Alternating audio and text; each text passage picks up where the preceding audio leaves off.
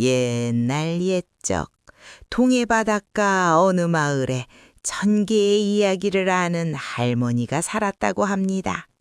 오늘 밤 내가 들려줄 것은 그 1000개 가운데 가장 아름답고 가장 슬픈 이야기란다. 저승강을 건넌 며느리 이야기야. 구독과 좋아요는 본 채널의 영상 제작에 큰 격려와 도움이 됩니다. 고맙습니다. 그럼 바로 시작하겠습니다. 동해 바닷가에 갯마을이 하나 있었습니다. 마을 이름은 동백포. 겨울에도 동백꽃이 피는 곳이라 하여 그리 불렸지요. 파도 소리가 낮에는 자장가처럼 포근하고 밤에는 북소리처럼 웅장한 그런 마을이었습니다. 이 마을에 은비라는 며느리가 살았습니다. 나이는 23, 얼굴은 달처럼 환하되 눈빛엔 늘 걱정이 어렸습니다. 시아버지 박선달과 남편 도석과 함께 사는 세 식구였는데 가난하기는 해도 정은 넘치는 집이었습니다. 도석은 어부였습니다. 새벽마다 그물을 들고 바다로 나가 고기를 잡았고 은비는 그 고기를 장에 내다 팔아 쌀을 마련했습니다. 시아버지 박선달은 젊은 시절 글을 읽었으나 과거의 뜻을 이루지 못하고 이제는 마을 아이들에게 천저근을 가르치며 조용히 늙어가고 있었습니다. 가진 것 없어도 세 식구는 서로를 아꼈고 그것만으로도 넉넉하다 여겼습니다. 그런데 그해 가을, 마을에 불길한 소문이 돌기 시작했습니다. 동백포포구에서 관아에 세금 선박이 난파되어 관미 20가마가 바다에 잠겼다는 것이었습니다. 고을 원님 구만석은 배가 불룩한 탐욕스러운 자였는데 사실 그 쌀은 난파된 것이 아니라 원님 자신이 빼돌린 것이었습니다. 이 사실을 덮기 위해 구 원님은 누군가에게 죄를 뒤집어 씌워야 했습니다. 그 누군가로 지목된 것이 바로 어부 도석이었습니다. 포구에 있었다는 이유 하나만으로 도석은 관아로 끌려갔습니다. 이웃들의 증언도 도석의 울부짖음도 소용없었습니다. 구 원님의 눈짓 하나에 포졸들은 도석에게 착고를 채웠고 열흘 뒤 도석은 관미절 취죄로 목숨을 잃었습니다. 억울하게, 너무도 억울하게. 은비는 남편의 주검 앞에 무릎을 꿇었습니다. 눈물도 나오지 않았습니다. 가슴속이 텅 비어 소리 한 번 지를 기력조차 없었습니다. 시아버지 박선달은 손자 손녀도 보지 못한 아들의 주검을 부려잡고 통곡했습니다. 두 사람은 도석을 마을 뒤 소나무 숲 언덕에 묻어주었습니다. 동백꽃이 핀 언덕이었습니다. 남편을 잃은 지 석 달이 지났습니다. 첫눈이 내리는 밤이었습니다. 은비는 가마솥에 죽을 끓이고 있었습니다. 쌀이 넉넉치 않아 물을 많이 탄 묽은 죽이었지만 그나마 시아버지께 드릴 것을 아껴두고 있었습니다. 장오지문에 바람이 들이쳐 촛불이 흔들리는 밤이었습니다. 그때 대문 밖에서 소리가 들렸습니다. 누구 계시오? 한 끼만 얻을 수 있겠소? 은비는 문을 열었습니다. 눈발 속에 한 노파가 서 있었습니다. 머리카락은 백발이 되어 눈처럼 희고 몸을 가린 것이라곤 낡은 삼배 한 겹뿐이었습니다. 발은 맨발이었고 발바닥이 갈라져 피가 배어 있었습니다. 눈이 쌓인 마당을 맨발로 걸어왔을 터이니 그 고통이 얼마나 컸겠습니까? 할머니, 어서 들어오세요. 은비는 망설이지 않았습니다. 가난해도 손을 내미는 것만은 잊지 않은 사람이었습니다. 노파를 아랫목에 앉히고 따끈한 죽 한 사발을 올렸습니다. 시아버지께 드릴 죽이었습니다. 그 죽마저 드리고 나서 은비는 시아버지께 오늘은 제가 먹을 것이 없어 죽을 더 끓여야 하니 잠시만 기다리세요 라고 여쭈었습니다. 거짓말이었지만 할머니를 돌려보낼 수가 없었습니다. 노파는 죽을 먹으며 은비를 바라보았습니다. 그 눈빛이 이상했습니다. 차갑지도 뜨겁지도 않은 마치 깊은 우물바닥처럼 깊고 고요한 눈빛이었습니다. 아가, 네 눈에 슬픔이 고여 있구나. 무슨 일이 있었느냐. 은비는 처음엔 입을 다물었습니다. 낯선 이에게 속을 털어놓는 것이 낯설었습니다. 그러나 노파의 눈빛 앞에서 무언가 녹아내리는 것 같았습니다.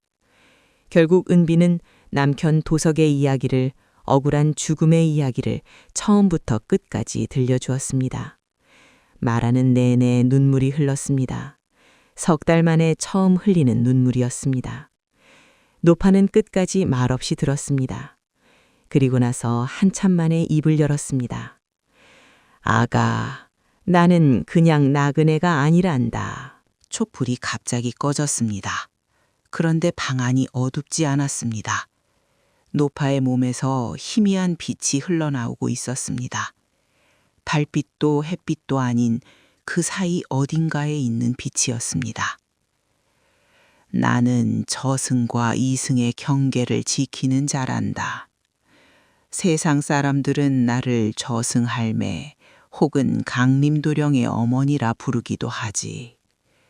억울하게 죽은 영혼들이 이승의 끈을 놓지 못할 때 그 끈을 풀어주는 것이 내 일이야.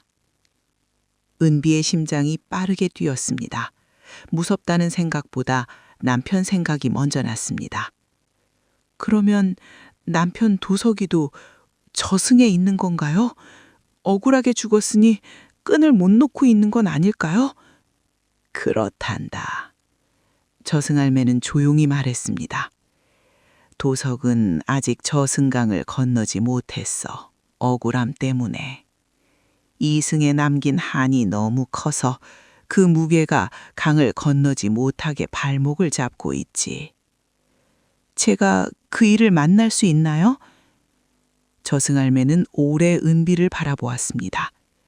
그 시간이 얼마나 길었는지 은비에게는 한 해가 지나는 것처럼 느껴졌습니다. 만날 수는 있다. 하지만 쉬운 일이 아니야. 저승길은 살아있는 자가 걸을 수 있는 길이 아니거든. 내가 특별히 인도해 줄 수는 있어. 하지만 조건이 있단다.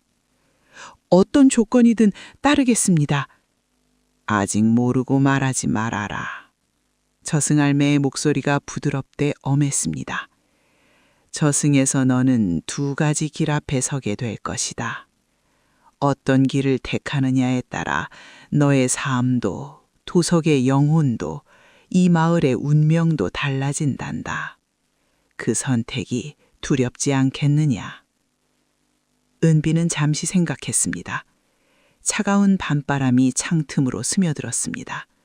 멀리 파도 소리가 들렸습니다. 남편이 날마다 그물을 치던 바다였습니다. 두렵습니다.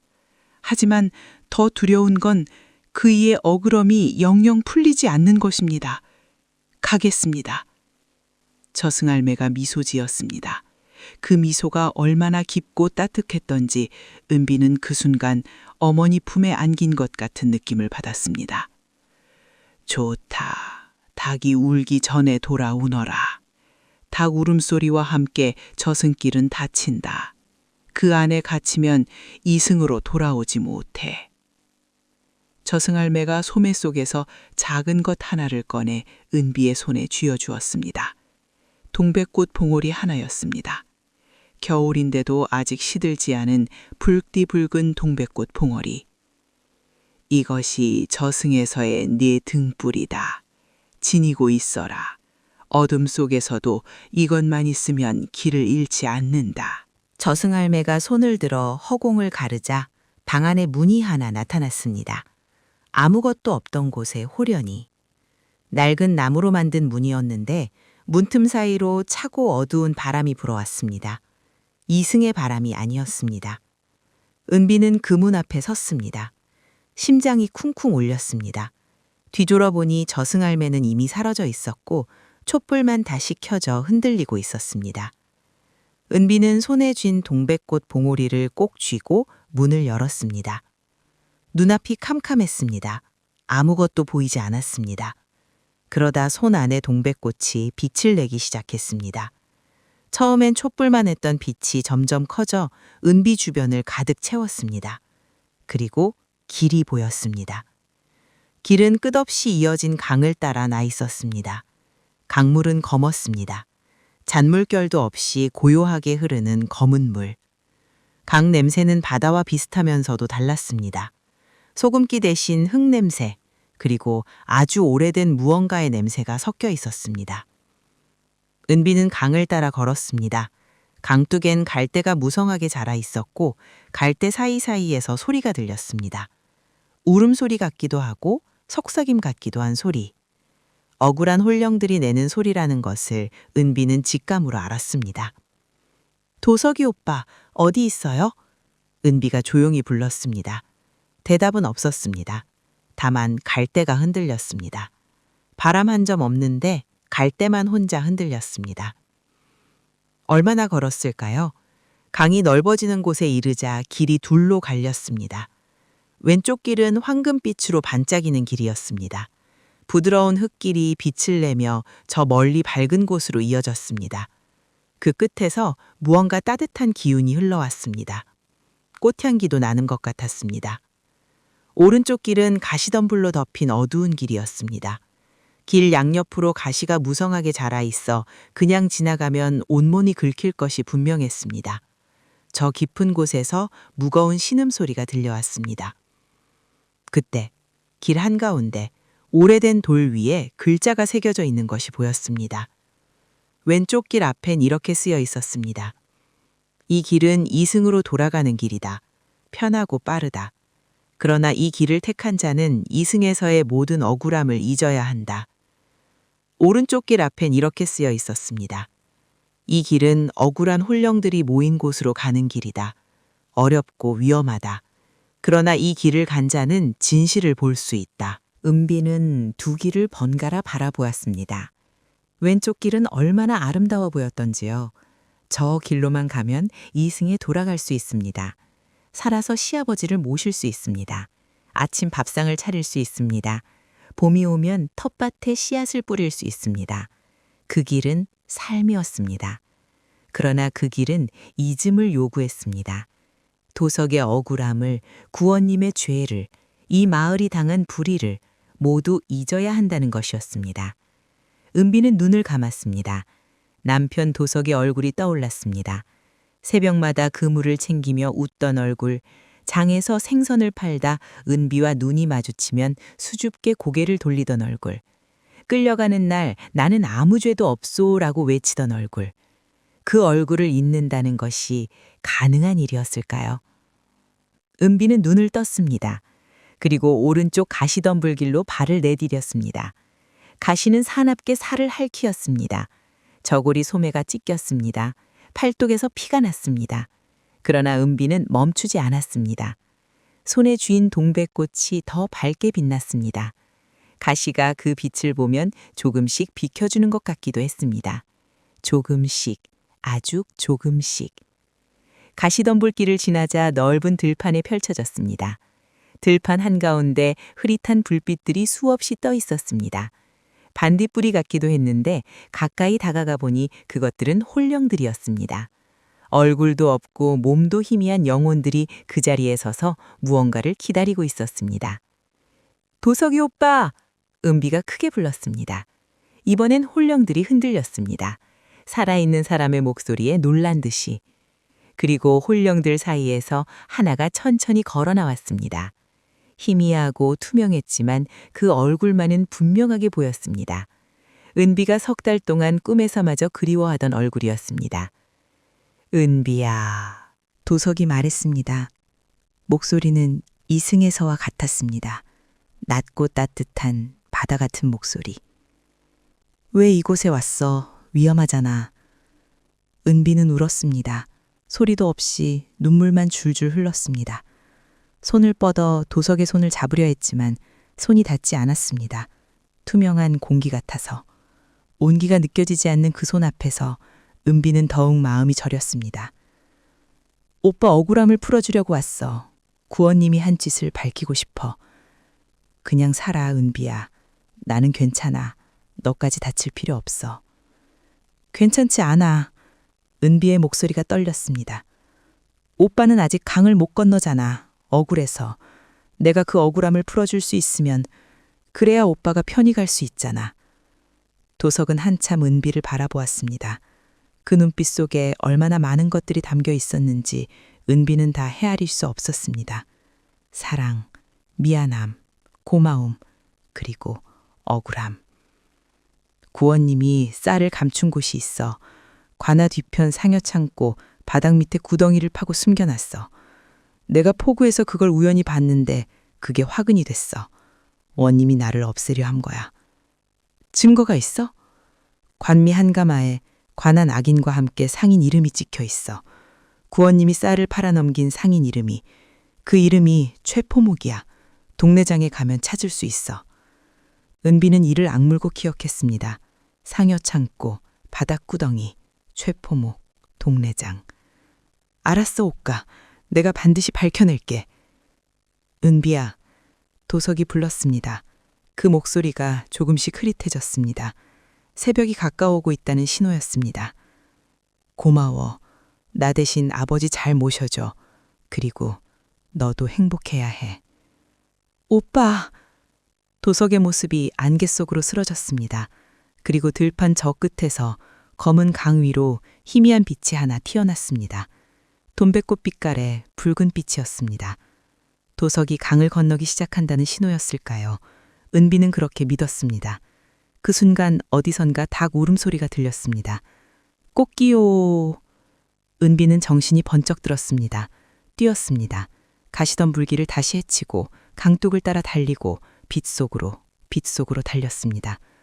손에서 동백꽃 봉오리가 타들어가듯 빛을 내며 사그라드는 것이 느껴졌습니다.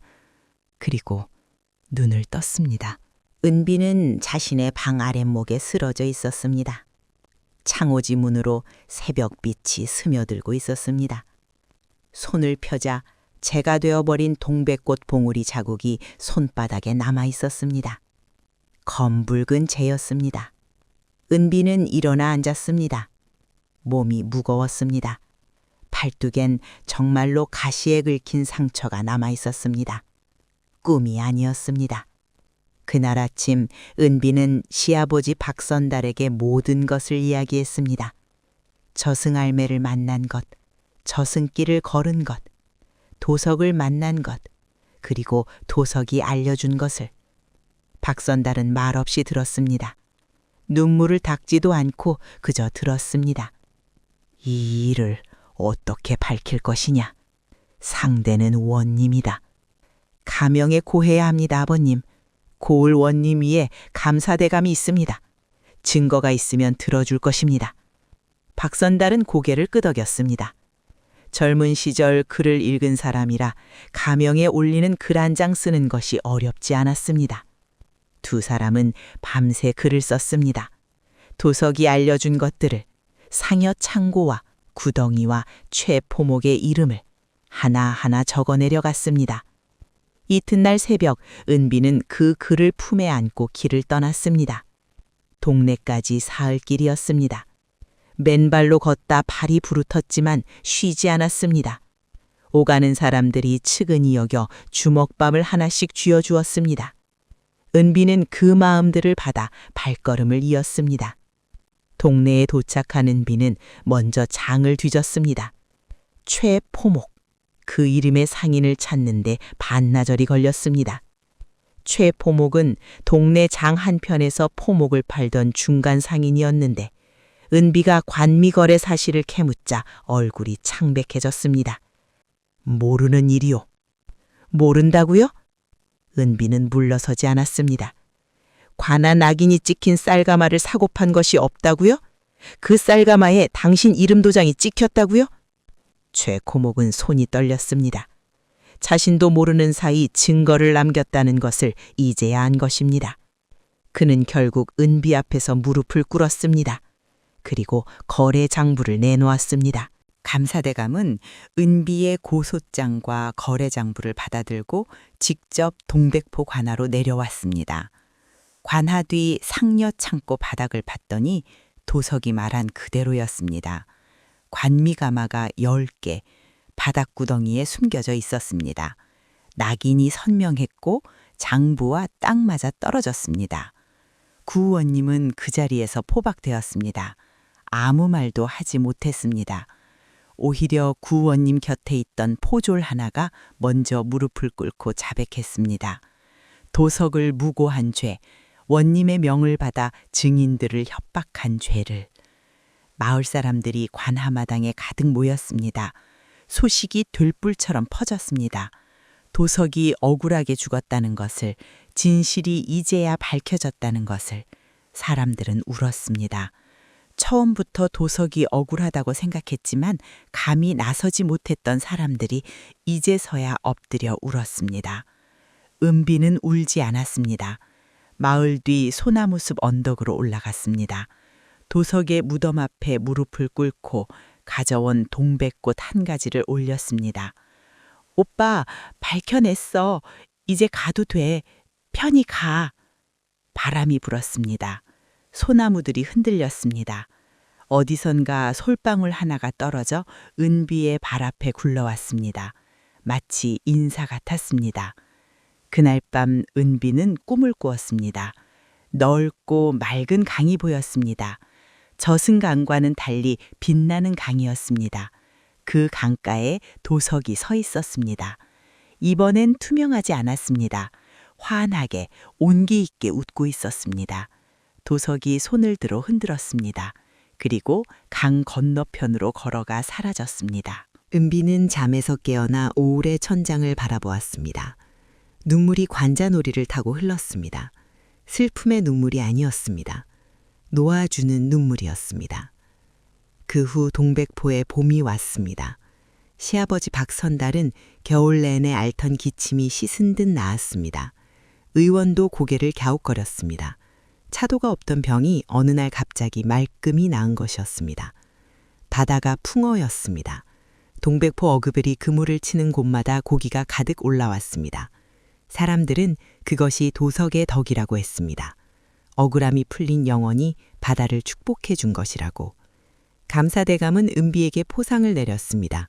적지 않은 돈과 함께 도석의 억울한 죽음을 공식적으로 인정하는 문서를 내려주었습니다.